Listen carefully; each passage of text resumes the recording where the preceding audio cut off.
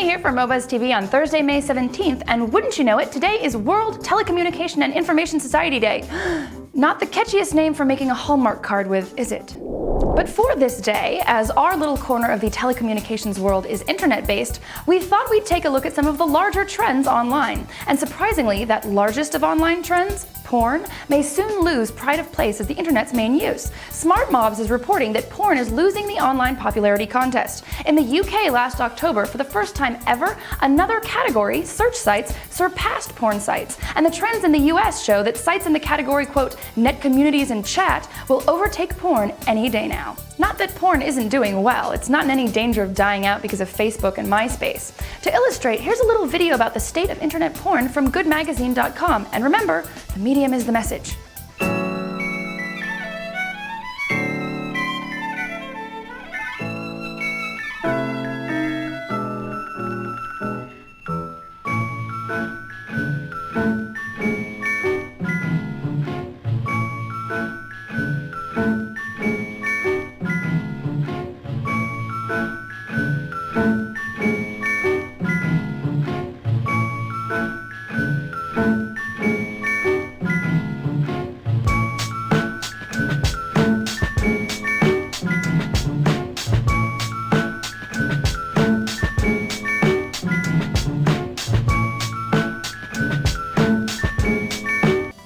That's one way to make statistics less boring.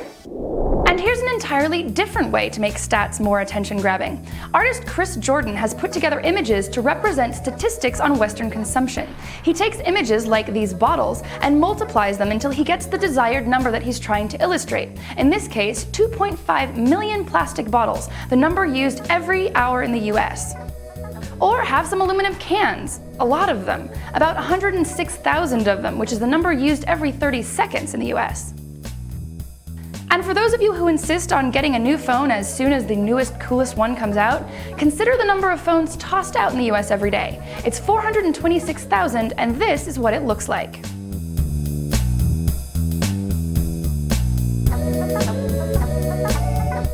Jordan says that statistics can be, quote, abstract and anesthetizing. My hope is that images representing these quantities might have a different effect than the raw numbers alone, such as we find daily in articles and books. It should make you think twice about tossing those recyclables, and about your response to the question, paper or plastic?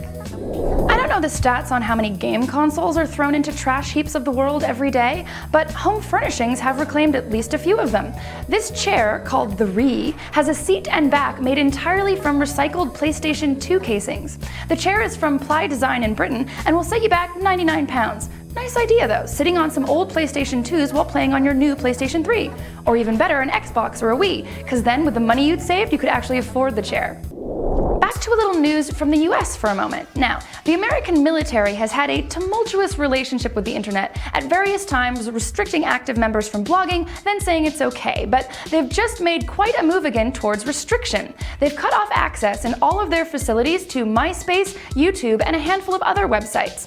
A Pentagon spokesman said, quote, "These actions were taken to enhance and increase network security and protect the use of bandwidth." They say video sharing sites are putting a particular strain on the Defense Department's networks, which is why it's so funny that right after placing this ban, the multinational forces Iraq, led by the US, urged the readers of their newsletter to go watch their new channel on YouTube.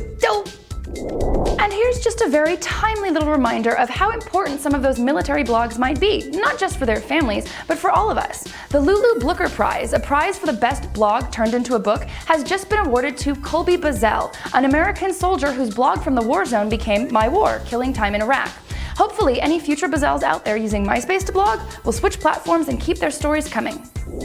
And in one last little bit of social networking news, MySpace recently stood up for users' rights, then deleted a few thousand of their accounts.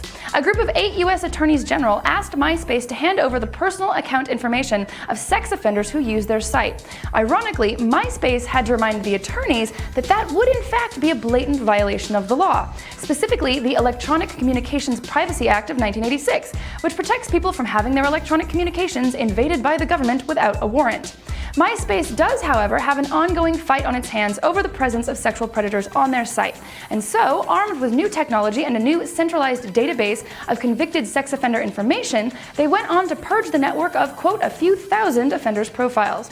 There you go. You may not have a right to MySpace, but MySpace respects your right to privacy. We're done for the day, and until tomorrow, I'm gonna go read a good book.